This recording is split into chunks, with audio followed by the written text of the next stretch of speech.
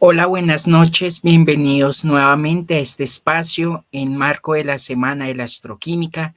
El día de hoy tenemos como invitado especial a Kevin Ipia Guzmán, un saludo muy especial. Él nos acompaña desde la ciudad de Medellín, Colombia, y les damos la bienvenida a esta nueva conferencia. Los invitamos a seguirnos en nuestras redes sociales y a las redes sociales del querido divulgador científico Kevin. Un saludo, Kevin, ¿cómo estás? Hola Andrés, muy buenas noches. Encantado de aceptar esta invitación. También muy contento y también muy emocionado por hablar de temas de ciencia, que es lo que más me gusta. Muchas gracias, Kevin.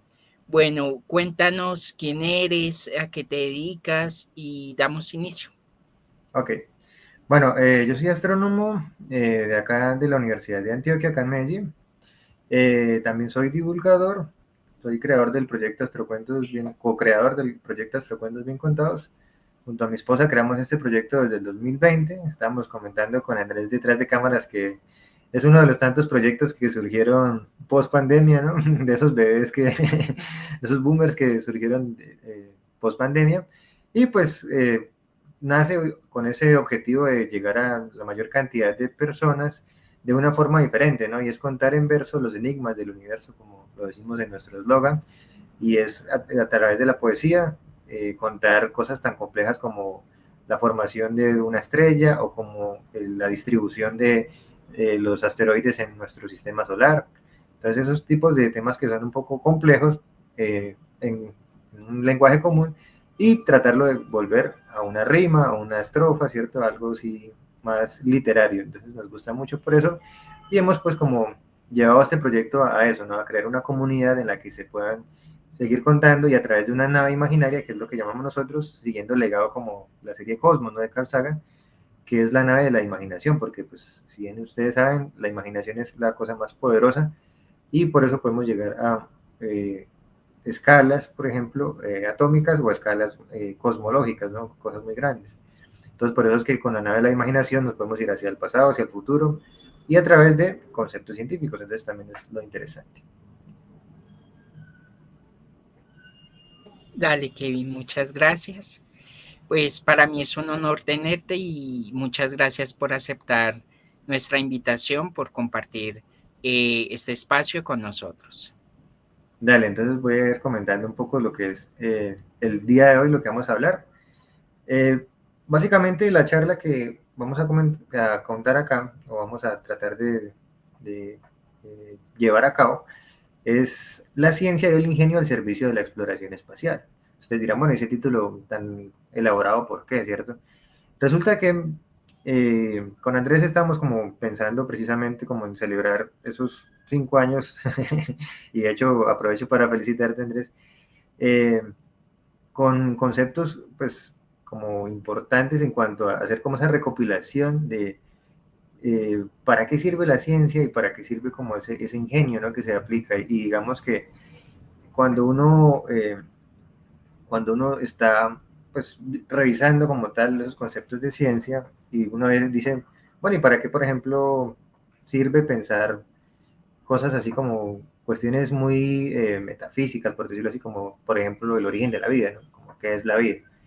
Y resulta que son preguntas que a veces parecen como tan pues, banales, por decirlo así, y al final, a raíz de esas preguntas, surgen grandes ideas, y de esas grandes ideas surge la necesidad de responder a esas preguntas.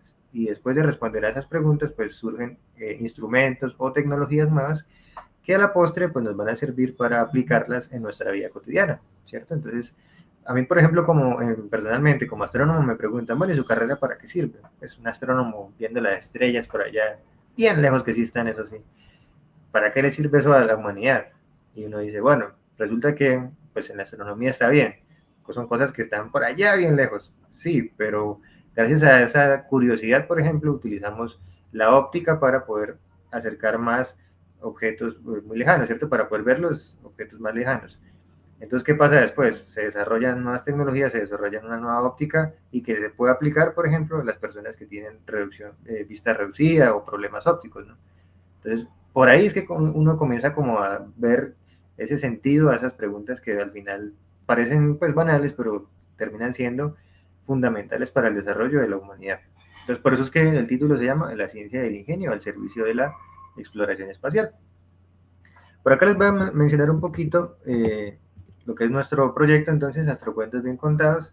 Nos pueden seguir en todas las redes sociales que ven ahí, en Instagram, Facebook, YouTube, TikTok y en Twitter también. Entonces, en Instagram y en Facebook, por lo general subimos contenidos pues un poco más cortos, más shorts. En TikTok también subimos contenido divertido, algunas secciones también para que pasen por allá, lo chismoseen. Y en X subimos noticias o imágenes también de astrofotográficas, de cometas, de estrellas, de planetas, cosas así, que pues también nos comparten en nuestras redes sociales, ya gracias a más de 2.000 personas que tenemos, casi 3.000, perdón, personas que tenemos en Instagram y en Facebook aproximadamente 700 y en YouTube llevamos como por las 500 y punta, pues 570 y punta. Entonces la idea es como seguir creando esa comunidad, ojalá que sean personas que no sean bots, que sean personas, para que pues se cree esa comunidad de una forma orgánica, ¿cierto? Que nos conozcamos, que nos reunamos, que sea una comunidad natural, por decirlo así. Bien, siempre nosotros en Astrocuentos, con las charlas con Dani, que es mi esposa y también la co-creadora de este proyecto, comenzamos las charlas con una frase inspiradora, ¿no? Y es muy interesante porque pues al final sirve como para encauzar la conversación. Y conseguí una de las frases famosas que se menciona mucho por la parte de la ingeniería aeroespacial, que fue un discurso que dio John F. Kennedy pues, en inicios de la década de los 60, proponiéndose pues, o colocándose esa meta de ir a la luna, ¿no? Entonces él dice, decidimos ir a la luna en esta década y hacer otras cosas, no porque sean fáciles, sino porque son difíciles, ¿cierto? Entonces, Kennedy como que sentó las bases y estableció pues como ese presupuesto para que después, ya unos más o menos 9 años después de que dio ese discurso, se diera pues el famoso alunizaje en el Apolo 11. Bien, ¿de qué vamos a hablar entonces el día de hoy? Yo dividí básicamente esta charla en 4 partes. Una primera parte en la que vamos a tocar la cuestión del enigma de la vida, una de las preguntas fundamentales de las que les mencionaba.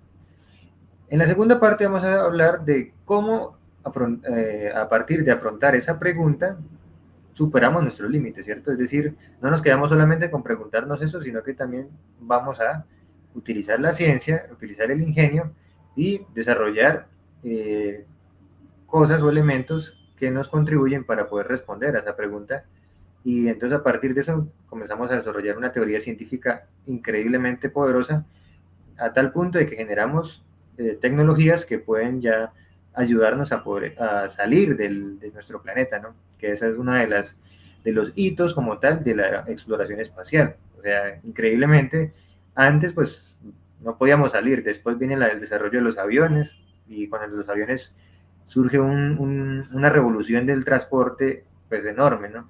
Y ya más adelante pues comenzamos a desarrollar una nueva tecnología como la tecnología de los cohetes para poder salir al espacio y darnos cuenta de que en realidad no nos queda nada grande. Entonces, eso es lo importante que quiero recalcar en esta charla. Como tercera parte, vamos a hablar del ingenio al servicio de la curiosidad. Voy a mencionar y a recalcar algunas de esas misiones espaciales y sus descubrimientos, qué se han hecho con esas misiones y con respecto a respondernos a ese enigma de la vida. Y finalmente vamos a hablar qué sigue, o sea, lo que se viene en materia de investigación, las misiones espaciales futuras y qué nos depara con seguir tratando de responder a esa famosa pregunta de que si somos la única forma de vida en el universo o si pues estamos solos en el universo, básicamente. Ok, entonces en la primera parte voy a mencionar primero quiero mostrarles este GIF que es muy famoso de la serie Cosmos, a ver si así arranca.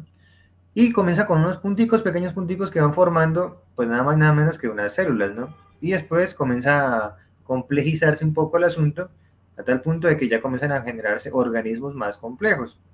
Entonces, este GIF lo muestran en la serie Cosmos, la original, la de los 80s, la que presentaba Carl Sagan, y es muy interesante porque muestra esa teoría darwiniana evolucionista en la cual, pues, la vida comienza con algo tan simple y tienen que pasar miles y millones de años para que se desarrolle y que se muestre lo que realmente somos hasta el momento, ¿no? O sea que pues cuando ustedes se miren al espejo, des en cuenta de que realmente tuvieron que pasar miles y millones de años y tuvieron que pasar miles y millones de cosas para que llegaran hasta donde están.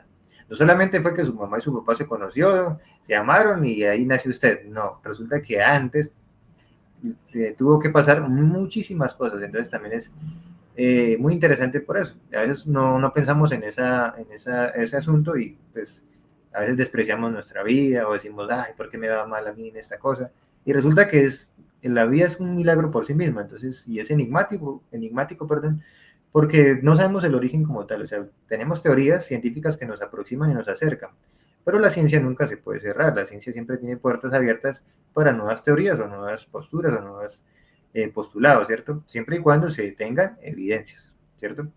Bien, por acá tenemos una perdón, una cita de el científico Enrico Fermi.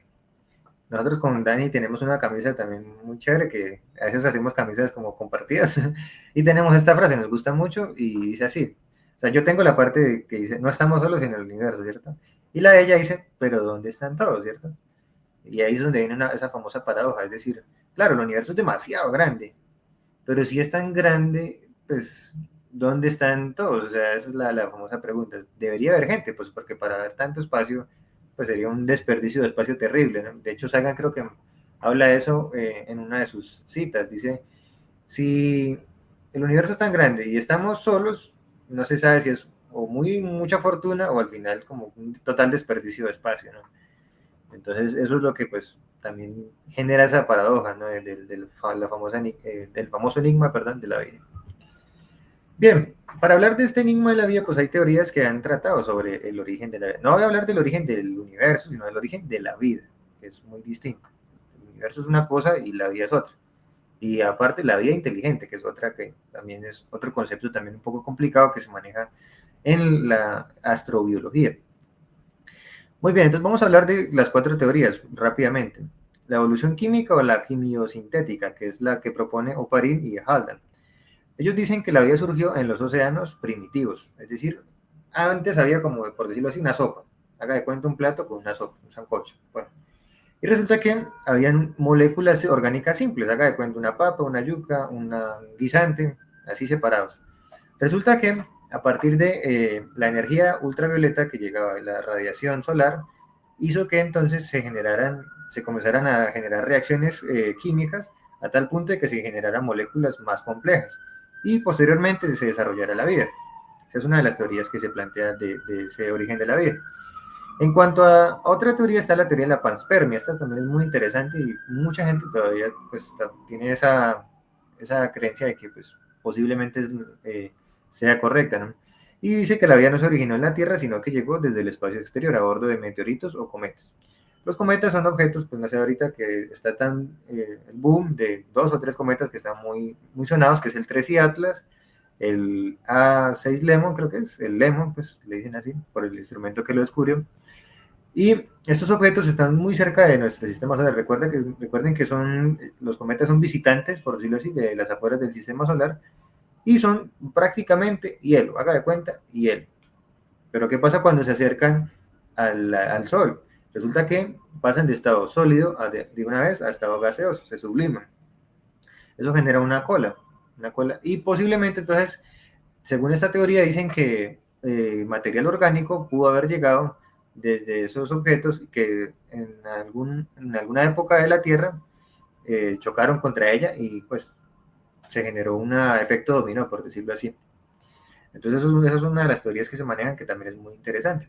Hay otra también que es la de las fuentes hidrotermales, donde la vida pudo haber surgido en el fondo del océano, en las chimeneas hidrotermales, como las fumarolas negras, o sea, al interior del océano. Recuerden que dentro de los océanos también existen, por ejemplo, volcanes. Y esos volcanes también emanan como tal material del interior terrestre. Posiblemente, según esas teorías, pues puede ser que se haya generado una mezcla de productos químicos eh, a tal punto de que se generó el ingrediente perfecto para que se desarrollara la vida. Hay muchos científicos, por ejemplo, que consideran que la vida como tal tuvo que haber surgido de cosas o sea, para nosotros muy desagradables, pues llámese popó o cosas así. pero pues, o sea, son materia como orgánica, que pues son elementos químicos que son los que componen la vida que conocemos, ¿no? Porque también eso es otra cosa. Cuando hablamos de vida y vida inteligente, siempre lo relacionamos por lo general a unos elementos químicos que es lo que llamamos CHOMS, que es azufre, hidrógeno, oxígeno, fósforo, nitrógeno y, me falta uno, hidrógeno. Creo que son esos. Ajá. CHOMS se llama.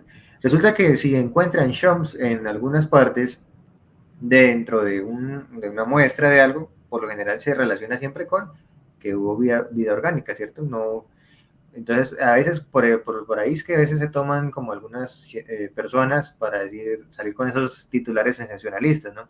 Que eso hay que tener mucho cuidado. Tampoco es que porque se encontró esto ya significa que haya vida, ¿no? De hecho, hace poquito hubo una noticia que se encontró fosfina en Venus, ¿cierto? En la atmósfera de Venus. Entonces, por el hecho de que se encontró fosfina, se creía que entonces que eso solamente esa proteína solamente la emana un organismo vivo, entonces, porque solamente se ha encontrado en eso y al final resultó que no era así. Entonces hay que tener mucho cuidado con la información que se presenta. Bueno, y por último, voy a terminar con la hipótesis del mundo del ARN. Entonces, esta sugiere que el ácido ribonucleico fue la molécula clave que dio origen a la vida. Esto se debe a que el ARN tiene la capacidad de almacenar la información genética y también a su vez actuar como un catalizador de proteínas. Bien, de reacciones químicas, perdón. Esa es otra de esas teorías también que pues es que el ARN, el ácido ribonucleico, como el ácido desoxirribonucleico, también es uno de esos conceptos que, mejor dicho, o sea, hay que cogerlos con pinzas porque son impresionantemente complejos y también son muy interesantes, ¿no? Por eso estas teorías pues se concentran en sus evidencias. Ahora pues ya tocaría pues, plantear como, bueno, ¿cuál será la más aceptada por la comunidad científica, ¿no? Entonces, en general, creo que se acepta más la hipótesis del mundo de ARN, que es como la más sonada. Bueno, y resulta que yo para qué estoy hablando tanto el origen de la vida. Pues resulta que todas estas teorías científicas se basan en evidencias científicas. Recuerden que, como les dije al principio, los científicos no trabajamos con solamente hablar por hablar, sino tenemos que plantear un método científico para poder encontrar y entender lo que ocurre.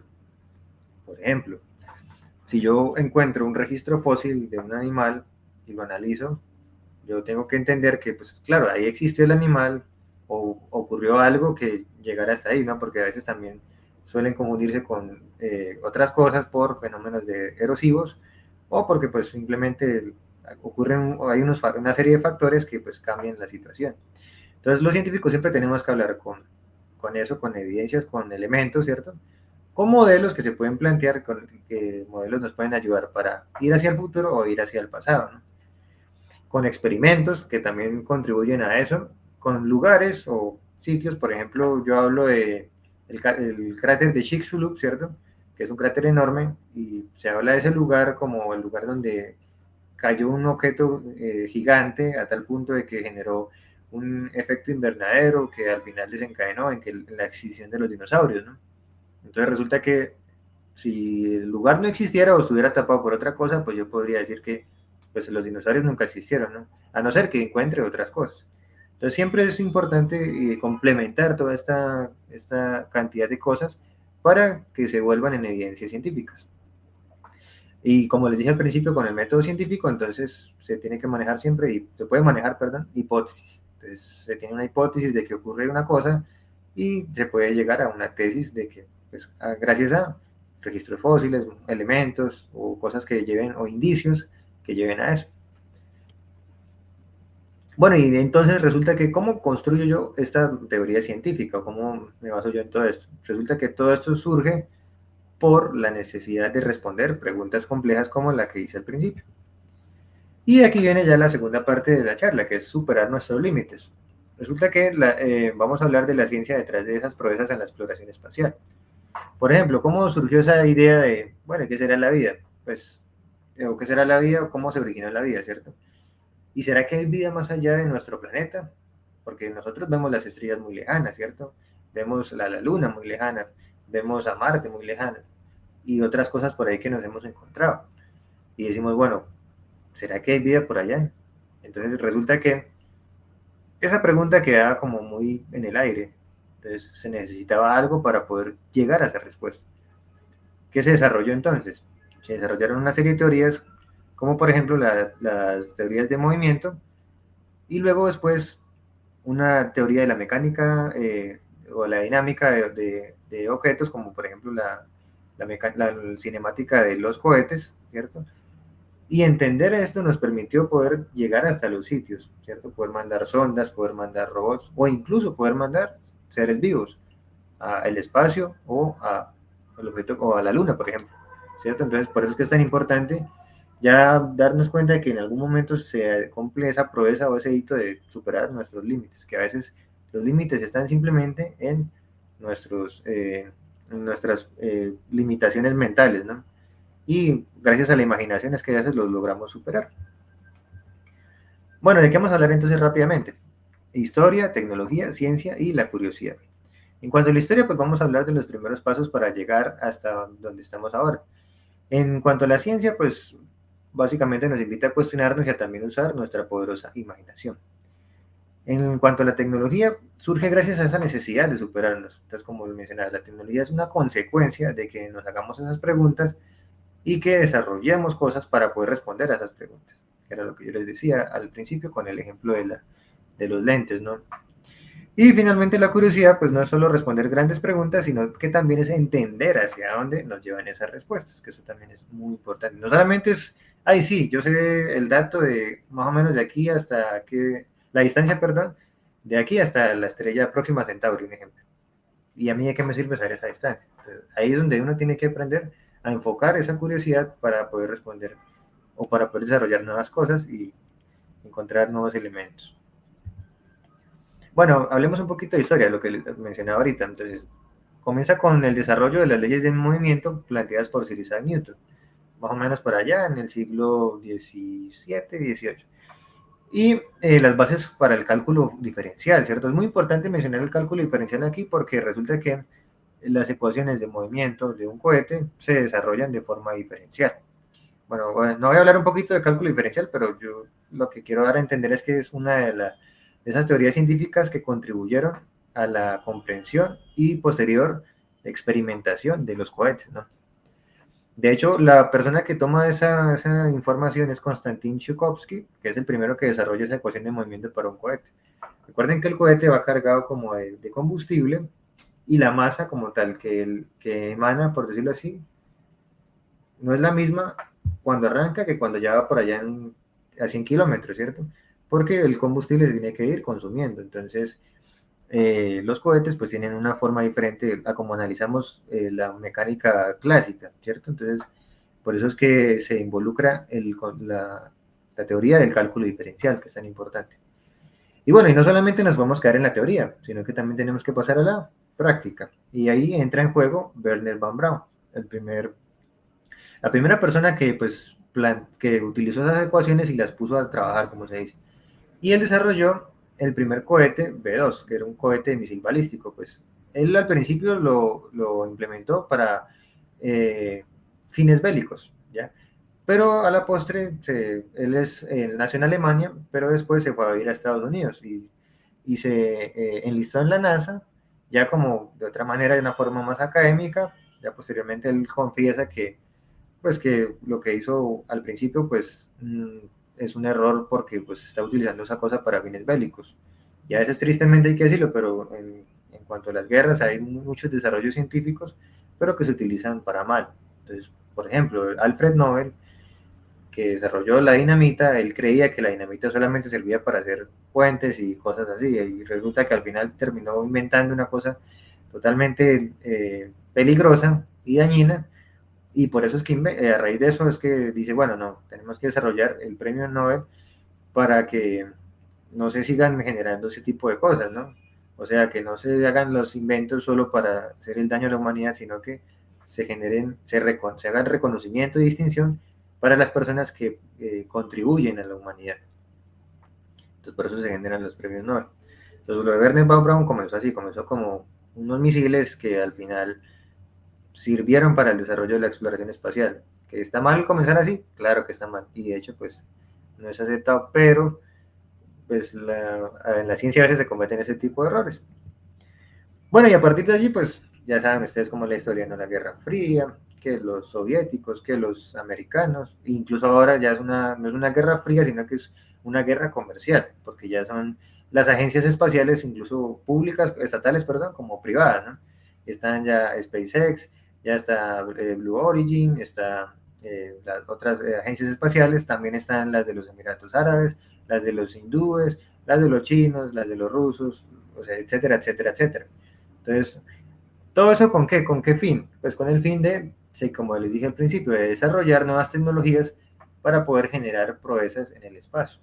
¿Y cómo comenzó esto? Con un satélite que emanaba pitidos, pip, pip, pip, solamente, no, esta bolita que ven ahí, con esas cuatro patas, que parece más bien como un televisor viejo, y resulta que, o como una cosa, una antena de esas de televisor viejo.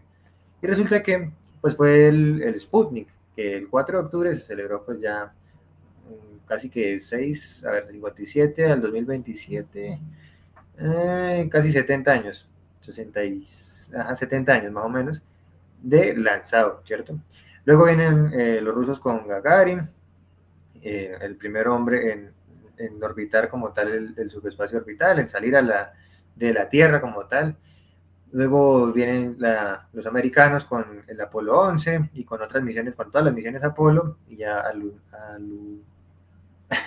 perdón, aterrizar en la luna, alunizar, perdón. Iba a decir alucinar, no, alunizar.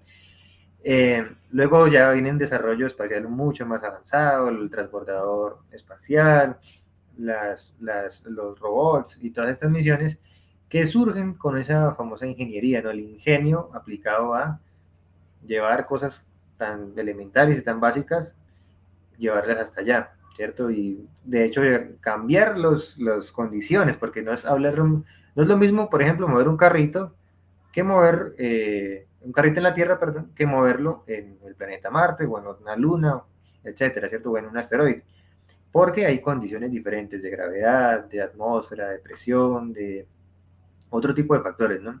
Y eso lo tienen que analizar los ingenieros y los científicos. Entonces tienen que hacer un equipo, una comunidad, y ahí por eso es que surgen las agencias espaciales. Y también está por acá una que me parece muy interesante, que es la de obtener y recoger ya muestras de objetos desde el espacio. O sea, imagínense ya lo que hemos llegado. No solamente con ir hasta allá, tomar las fotos y ya. No, es ir hasta allá, capturar una muestra de ese objeto y traerla. De objetos que no solamente la Luna, porque se piensa, pues, o sea, solamente se trajeron una cantidad de muestras de la Luna, pero también ahorita ya se están recuperando muestras de asteroides, muestras de un cometa, o sea que es muy interesante por ese lado, cómo hemos llevado, por ejemplo, el ingenio hasta el punto de traer cosas de objetos lejísimos. ¿Y para qué me van a decir ustedes? Pues resulta que los asteroides guardan el famoso misterio de cómo era el inicio del sistema solar al principio, ¿no? Es decir, los asteroides son como los fósiles del sistema solar.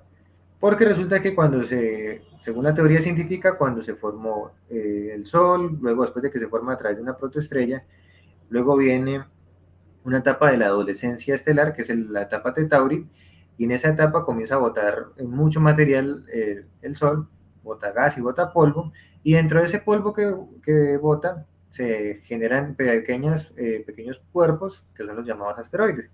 Muchos de ellos que son como eso que quedó de esos remanentes, no han sido tocados absolutamente por nada, o sea, absolutamente por nada, como el espacio es tan grande, entonces sirven como referencia para poder estimar más o menos a qué edad, perdón, tiene el sistema solar. Entonces son esos fósiles que queremos estudiar. Y también incluso queremos analizar, por ejemplo, hace poquito se analizó que había muestras orgánicas, los famosos chomps que les mencionaba, dentro de una de estas muestras. Entonces creo que esa era la misión, ahorita creo que va a hablar de ella, pero no me va a adelantar. Pero sí siempre es muy importante porque sirve para responderse a la pregunta que les había mencionado al principio, que es ¿cuál? El origen de la vida, que posiblemente puede haber llegado ya o como también puede haber sido con las otras teorías que mencioné al principio. Bueno, como interrogante que les quiero dejar ahí, quería mencionarles si saben exactamente en qué lugar del mundo, del universo o de donde sea esta foto, este GIF. Entonces, si quieren, pueden comentar ahí pues, ahí en el chat a las personas que vayan a ver en diferido este programa. Me colocan ahí, por favor. Yo diría que parece como un lugar como Suiza, como, no sé, como los Alpes, parece, ¿cierto? Como esa nieve que está cayendo y muy fuerte. Se van a sorprender cuando después, con los comentarios, después les colocamos cuál sería la respuesta. Bueno, ahí queda como la tareita para que también no se pierdan el capítulo. Bien, vamos con la tercera parte de la charla, que es el ingenio al servicio de la curiosidad. Vamos a hablar un poquito acerca de lo que son esas misiones espaciales muy especiales, le llamo yo así. Otra cosa que también genera mucha curiosidad, ustedes van a decir, bueno, esa cara tan rara, ahí se ve una cara, ¿cierto? No sé. Andrés, ¿estás por ahí para que me respondas la pregunta? Sí, señor, ahí se ve un rostro. Sí. ¿Y sabes más o menos de dónde puede estar? Eso parece como una arena, como algo así. Recuerdo que era la luna. No, resulta que es en el planeta No. Marte. Ah, ok. Sí, entonces resulta que esa cara que se ve ahí, pues uno dice, bueno, esa cara tan rara, ay no, los extraterrestres siempre salen la gente, ¿no? Los alienígenas que ya construyeron una esfinge como la que hay acá en la Tierra, ¿no? Pero le hicieron fue al revés.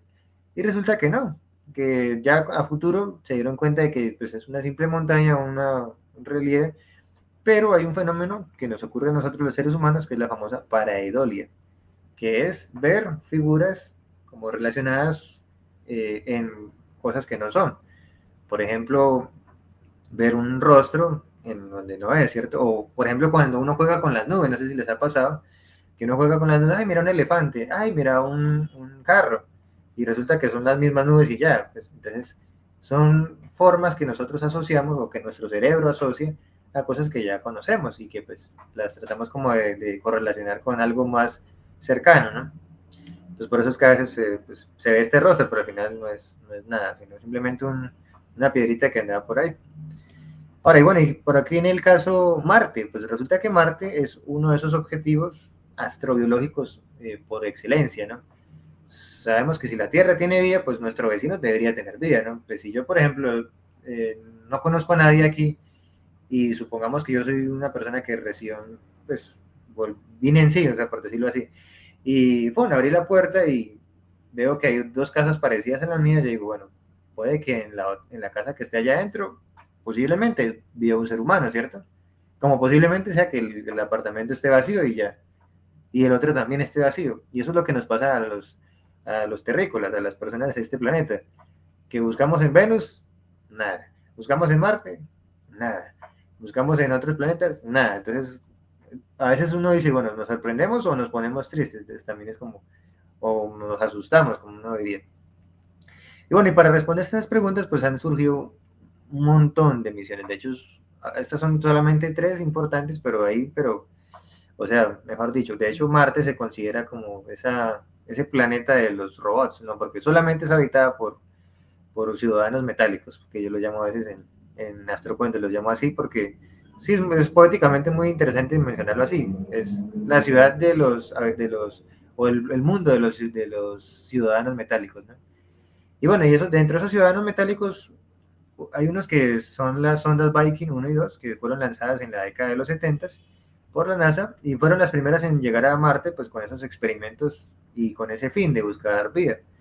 Resulta que pues no encontraron nada. O sea, al final un desierto totalmente árido, muy frío, algo parecido a lo que son los desiertos en Rusia, las famosas estepas rusas, que son un peladero, por decirlo así, y frío, muy frío, muy frío. Otra cosa importante aquí pues, son las misiones, el famoso rover Curiosity, ¿cierto? Y el rover Perseverance. El rover Curiosity resulta que estudió el cráter Gale y encontró pues indicios de que en algún momento en la historia de Marte existió agua como tal, agua dulce, con los elementos claves necesarios para la vida, de hace miles, millones de años. Entonces lo que se plantea, ya de acuerdo a como todos estos descubrimientos, es que Marte posiblemente pudo haber sido como la Tierra, obviamente en una escala mucho menor, pero por ejemplo perdió su atmósfera. Marte tenía atmósfera, según las teorías, pero la radiación como tal fue tan fuerte que básicamente lo desnudó. ¿Y eso qué hizo? Que pues perdiera todas sus formas de vida. Eso es lo que se plantea, es teoría. Recuerden que son teorías científicas que pues se siguen estudiando. De hecho, hace poquito también salió una noticia que se hablaba de una bacteria que existe, que es como un fósil, por decirlo así, de bacteria, el cual daba indicios a que posiblemente existió vida microbiana en Marte hace unos cuantos años. Bueno, no hace unos cuantos años, son hace unos miles de años. Y finalmente el rover Perseverance, que pues su objetivo es la astrobiología buscando rastros de vida microbiana pasada, que es pues el que de la noticia que les estoy mencionando. También él fue acompañado por este droncito que se ve aquí en la imagen, muy pequeño, que se llama se me olvidó el nombre, Ingenuity, creo que sí, Ingenuity. Resulta que no es lo mismo volar un dron que volar un dron en Marte, porque primero que todo la atmósfera, segundo la gravedad, y la gente creerá, ay, no, eso es muy fácil, eso simplemente es ponerlo a rodar las hélices y ya. No, eso fue una cosa increíblemente complicada, y hacer pruebas acá en tierra, más después poderlo a prueba allá, fue una cosa muy importante e interesante, y eso pues sirve para el desarrollo de que en algún momento ya se hagan, se manden, por ejemplo, todo este tipo de rovers más económicos, ¿cierto? Y que se hagan seguimientos como así como hacen acá con los drones, ¿no?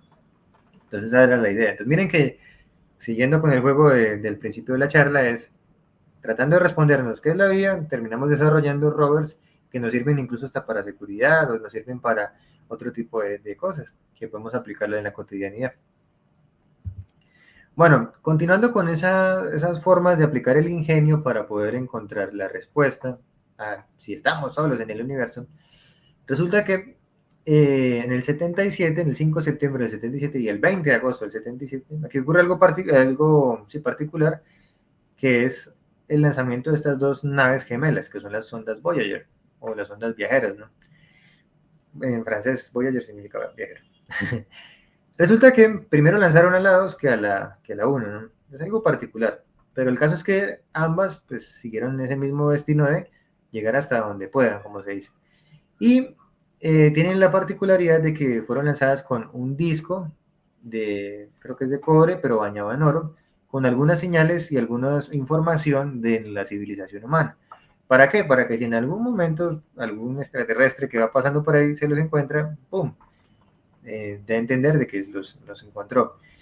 Leía por ahí cuando estaba preparando esta charla que aproximadamente, por ejemplo, la sonda Voyager cuando llegue a la estrella más cercana será más o menos 40.000 millones de años, imagínense.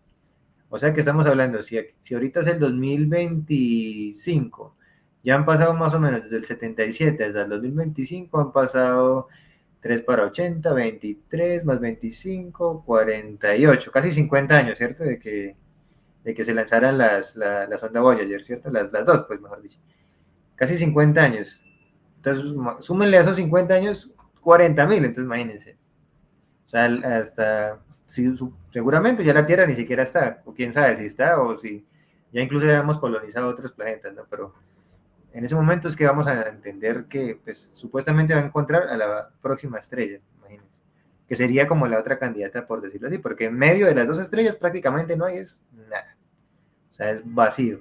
O sea, porque es que el espacio eso es otra cosa curiosa del universo. Sí, el universo en general. La mayoría del espacio es vacío. Entonces uno diría, bueno, hay tantas cosas que se encuentran ahí, sí, pero esas cosas son muy poquitas comparadas con el tamaño del universo.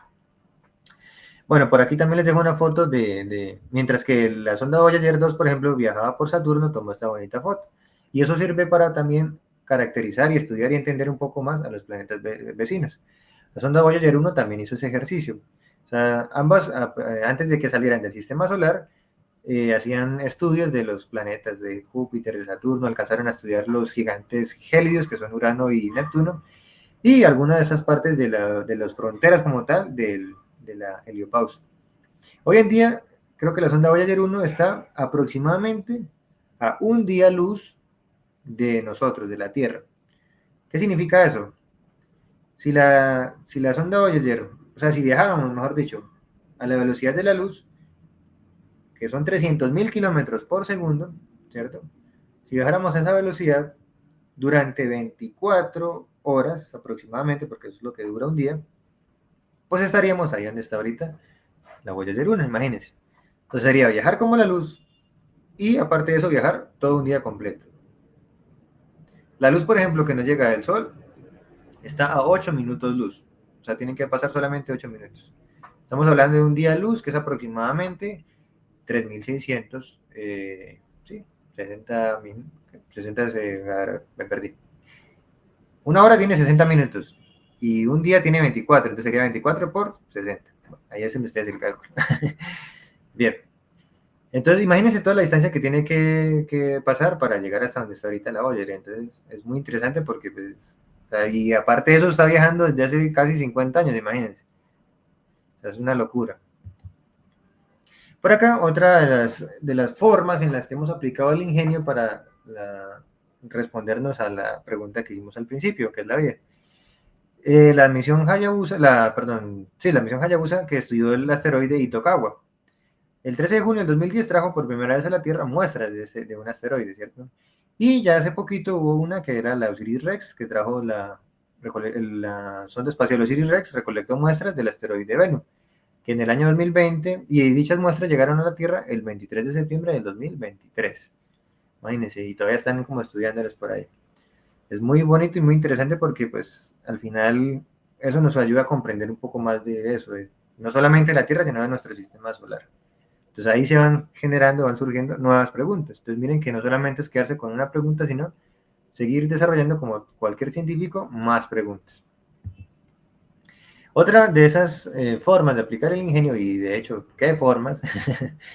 Son misiones espaciales para entender o para, pues, sí, comprender ya no solamente los mundos que habitan nuestro o que orbitan nuestro Sol, sino que resulta que en 1995 por primera vez ya se celebran ya ahorita 30 años de ese primer descubrimiento de un exoplaneta, o sea, un planeta extrasolar, un planeta que está orbitando a otra estrella.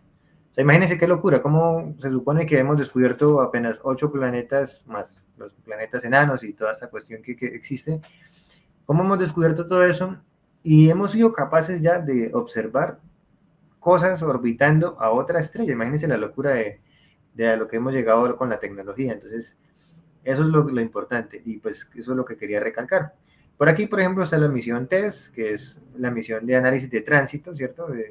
Es un satélite, una sonda espacial que observa muy detenidamente las estrellas, ¿cierto? Una estrella, por ejemplo, en sí, coge y la comienza a seguir, a seguir, a seguir durante muchas noches y eso hace que espere a que el flujo de energía cambie. Claro, por ejemplo, miren que si yo paso por la cámara, debería cambiar ese flujo de energía, debería bajar y luego volver a subir porque está pasando por ahí un objeto. Es como si pasara por aquí una mosquita, ¡pum! La cámara se tapa por un momento y luego vuelve y se activa. Eso es lo que ocurre con esa misión. A partir de ese método que se llama el método de tránsito, se han descubierto muchos exoplanetas. Alrededor de ahorita, en total, ya hemos descubierto casi más de 6000 exoplanetas. La misión Kepler también fue muy interesante por ese mismo sentido. También, incluso creo que se descubrieron a través del método de imagen directa, es decir, se podían observar con un coronógrafo, que es tapar como la parte de la luz del Sol, y ver a los alrededores que hay por ahí. Y resulta que se descubrieron punticos que estaban orbitando. Y eso fue lo que logró descubrir Kepler. Muchos planetas también extrasolares se descubrieron a través de ese método. Y bueno, ustedes van a decir, bueno, y nos quedamos con eso, ¿cierto? Solamente descubrir exoplanetas. Pues resulta que no. Ya ahorita estamos llegando a una cosa, pero mejor dicho, que a uno le explota la cabeza. Resulta que con el James Webb Space Telescope y con el Hubble Space Telescope también en su momento, se estudian ya atmósferas de exoplanetas, o sea, ya incluso somos capaces de estudiar si realmente tienen atmósfera o no la tienen, o qué tipo de elementos están dentro de esa atmósfera. ¿Gracias a qué? Gracias a nuevas técnicas desarrolladas de espectroscopía y otro tipo de elementos que se ha aplicado, ¿no? Y también a la capacidad de resolución de estos instrumentos, de estos observatorios que ya no quedan en la Tierra, sino que quedan en el espacio, porque eso es otra cosa importante. A veces las limitaciones las encontramos en nuestro planeta. Por ejemplo, la atmósfera es un limitante para poder ver más allá. Entonces, ¿qué hacemos? Sacamos como tal los objetos o los instrumentos y observamos ya, mejor dicho, como uno dice, ya tiene toda la vista limpia para hacerlo. Entonces miren que ya hasta donde hemos llegado, ya hasta incluso analizar atmósferas de exoplanetas, o sea, darnos cuenta que si existen exoplanetas con atmósferas similares o con atmósferas diferentes a, pues a nuestro planeta, ¿no? Por aquí les quería mostrar un diagrama rápidamente de los descubrimientos de exoplanetas desde el 95 que les mencionaba hasta más o menos el 2018-2020.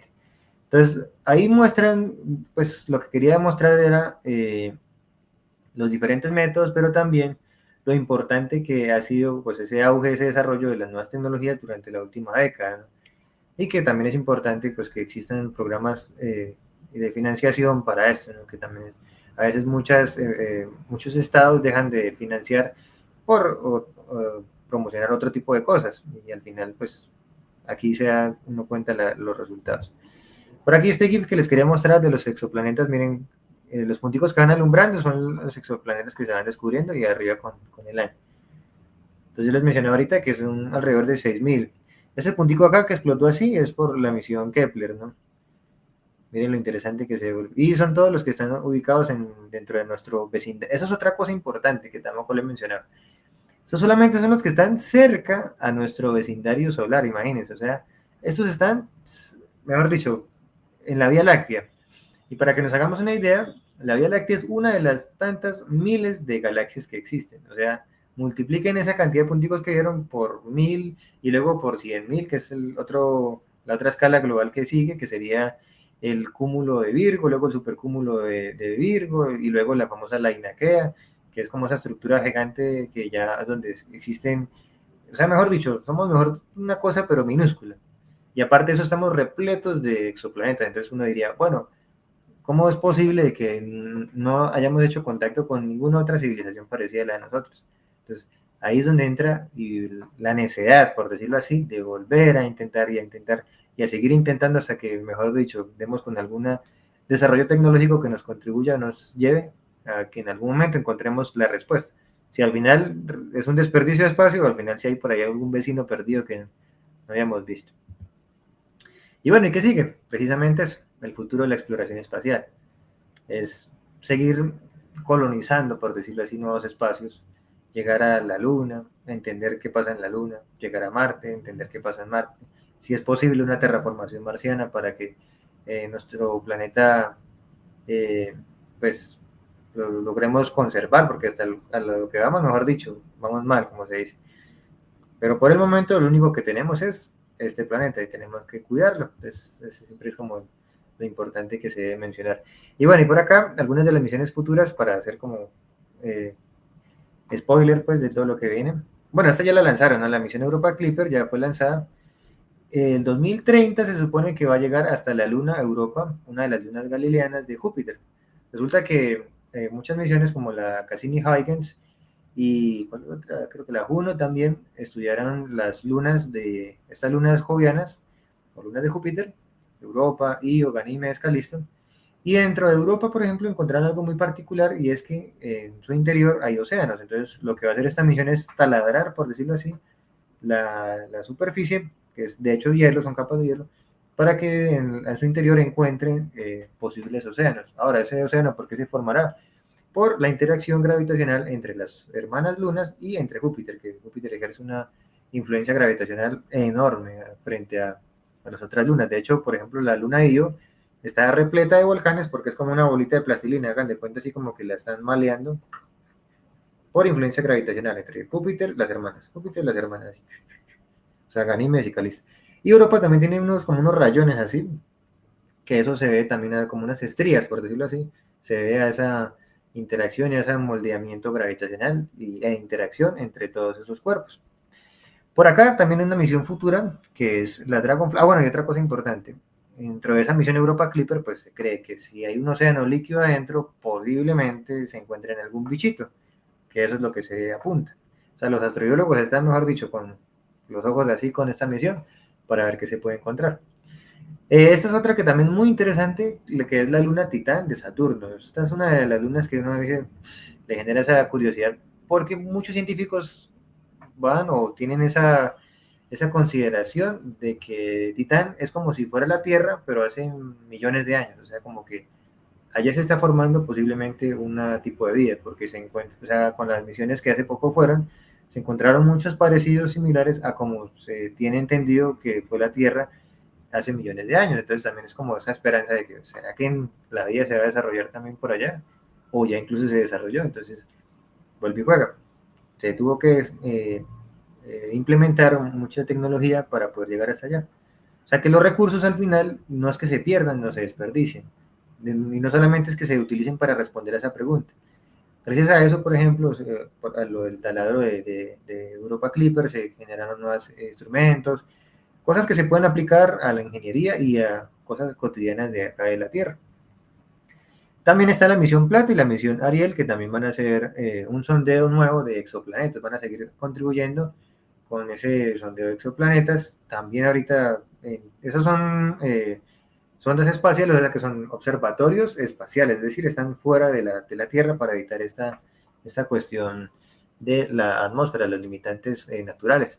Y finalmente, pues comentarles que el Observatorio Vera Rubin también hace, o sea, es un observatorio ya en tierra, pues ese sí tiene esa limitante de la Tierra, pero los instrumentos son tan avanzados que son capaces pues de encontrar un montón de cosas que también va a estar muy sonado durante los próximos, yo qué sé, 5 o 10 años, incluso hasta menos, ¿no? Y bueno, con eso terminamos ya pues simplemente agradeciéndole a Andrés y a Astroquímica pues por hablar un poco sobre esta respuesta. ¿Cuál es la respuesta? No lo sabemos. ¿La vamos a responder dentro de los próximos años? Tampoco lo sé. ¿Por qué es interesante? Porque al final de cuentas, buscando esa respuesta nos terminamos encontrando una cantidad de tesoros que son el desarrollo tecnológico en el sector espacial y luego después, a posteriori, en el sector industrial y en el sector medicina. O sea, han surgido muchos inventos gracias a esto. Entonces, lo interesante es eso, que no nos quedamos en, ay, sí, ya respondimos la pregunta, no. Seguimos generando preguntas y también seguimos orientando esas preguntas a otras necesidades, ¿no? Que es lo que hemos venido haciendo. Y bueno, Andrés, muchísimas gracias. También no olviden seguirnos en nuestras redes sociales. Ahí seguimos contando en verso los enigmas del universo. Y pues ya no sé si tú tengas algunas preguntas o pues ya después obviamente responderemos a las que se hagan a posteriori. Muchas gracias, Kevin, por esta presentación que despierta el interés de muchos de nosotros. Y sí, tengo tres preguntas que hacerte. La primera es, ¿qué te llevó a estudiar astronomía y dedicarte a la divulgación científica? ¿Qué me llevó a mí a estudiar astronomía y luego pasarme bueno, pasarse no, sino ser un divulgador? De hecho, un científico de por sí es un divulgador innato, o sea, para hacer ciencia sí o sí hay que saber manifestar esos conceptos científicos. Eh, yo creo que la misma curiosidad que tuve de niño, siempre la tuve ahí como una espinita que tenía que sacarme de alguna forma. Y pues encontré un pregrado de astronomía acá en Antioquia que me ayudó como a tratar de desenvolver y a entender eso, que no solamente somos ciudadanos que habitan y que simplemente comen y desayunan, almuerzan y comen, sino que es una curiosidad que también, pues, o sea, se debe alimentar con eso, ¿no? Con el seguir leyendo, el seguir investigando, el seguir generando grupos de investigación, el seguir apoyando a esos grupos de investigación. Entonces yo creo que esa curiosidad cuando yo era pequeño, yo siempre veía las estrellas y decía, bueno, es tan raro que, o sea, ¿qué hay allá? ¿Qué hay más allá de eso? Y luego después vi una serie que es así, una película, mejor dicho, que después la leí, o sea, primero vi la película y luego la leí, que es Contacto de Carl Sagan. Vi la película y me dejó, mejor dicho, marcado. O sea, yo dije, no, eso es una locura. Y luego después leí el libro y peor aún, o sea, me enamoré más de esa curiosidad que tenía y entendí que uno no se puede quedar quieto con esas preguntas, sino que, como mencioné a través de la charla, uno tiene que seguir no solo preguntando, sino también orientando esas preguntas a desarrollo. Y de hecho, dentro de esa orientación dije, bueno, si yo lo encamino a algo es a una parte de enseñanza y de docencia, ¿no? Y de hecho a mí me gusta mucho enseñar matemáticas y física y las implementos enfocado en eso, en el espacio, en la astronomía, en las estrellas. Y de hecho, hace poquito, pues ya después de que, antes de que me graduara, yo dije, bueno, pero ¿qué parte de astronomía me interesará más? Y al final me terminé enamorando por los asteroides, porque son objetos muy cercanos y aparte de eso que son demasiados, entonces es un mundo muy grande todavía por explorar, a pesar de que pues, se haya estudiado tanto, todavía hay mucho por explorar de los asteroides. Vale, Kevin. Tengo otra pregunta que es, ¿cómo podemos equilibrar la curiosidad por explorar otros mundos con la responsabilidad de cuidar el nuestro? Hmm, excelente pregunta. Yo creo que los mismos gobiernos deben promover esto a través de leyes.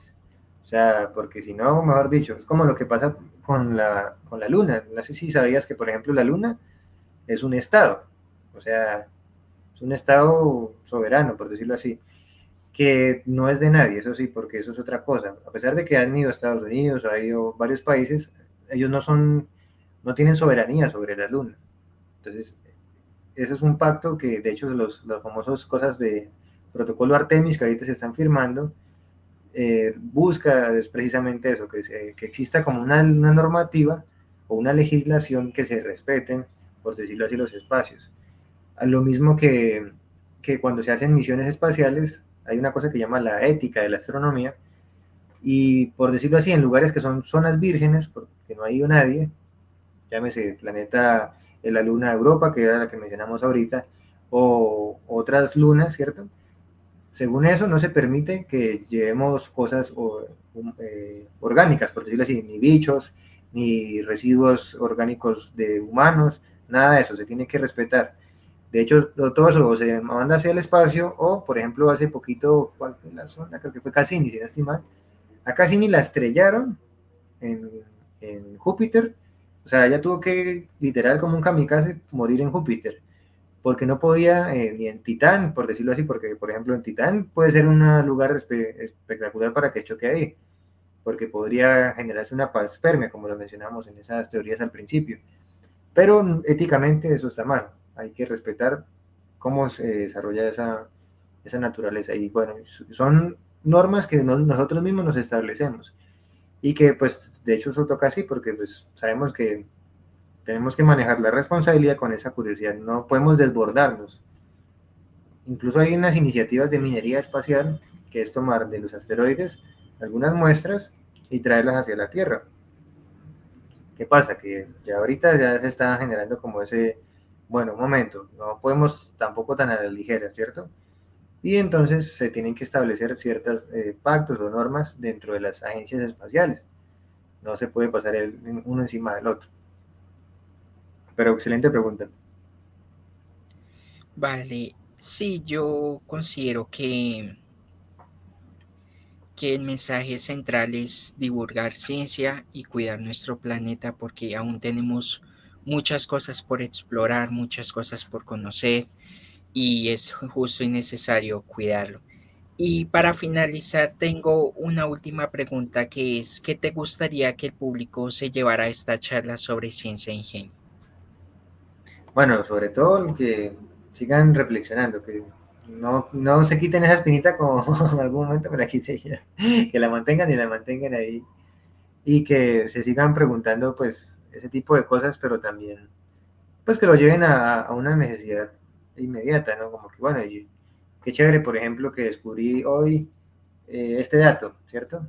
Este dato de la teoría de la Pasperga. Pero bueno, llevémoslo a, no sé, a escribir una historia, a crear un cuento, o a, sí, a inspirarnos, pues. Entonces, me gusta mucho que se lleven como esa parte, es decir, que la humanidad ha avanzado tanto y que también lo que mencionaba al principio, que era que a veces con el GIF este que mostré al principio, ¿no? No sé si lo vuelvo a mostrar para que tengamos un poquito más de contexto. Este GIF. Este GIF es muy importante para que también reflexionemos un poco acerca de eso, ¿no? De que qué tantas cosas tienen que pasar para que usted esté donde está. Y a veces uno dice, no, ¿por qué me toca a mí eso? ¿Por qué me toca a mí lo otro? ¿Por qué soy tan de malas? ¿Por qué lo uno y lo otro? Y a veces nos quedamos con eso. Y resulta que, o sea, agradece más bien que han pasado millones, pero millones de cosas para que estés ahí donde estás. Entonces yo creo que también eso es muy importante eh, para que valoremos un poco lo que es este concepto tan esencial y tan complejo, que a pesar de que hemos respondido un pedacito pequeño, todavía no lo sabemos responder. Y la ciencia, lo hermoso de la ciencia es eso, la ciencia nunca se va a cerrar. La ciencia siempre va a dejar una puerta abierta para que otro científico de otra época venga y plantee otra teoría, otra postura. Entonces, eso es lo importante. Vale, Kevin, no, pues te agradezco por nuevamente por aceptar mi invitación. Los invitamos a que sigan Astrocuentos Bien Contados en todas sus redes sociales. Muchas gracias, Kevin. A ti. Y feliz cumple 5 años. Muchas gracias. Y pues nada, muchas gracias a todos por acompañarnos durante esta semana de la astroquímica, 5 años. Espero que podamos seguir construyendo y divulgando ciencia por más años. Y muchas gracias a todos. Que estén muy bien. Buenas noches a todos. Hasta luego, Kevin. Chao, que estés muy bien.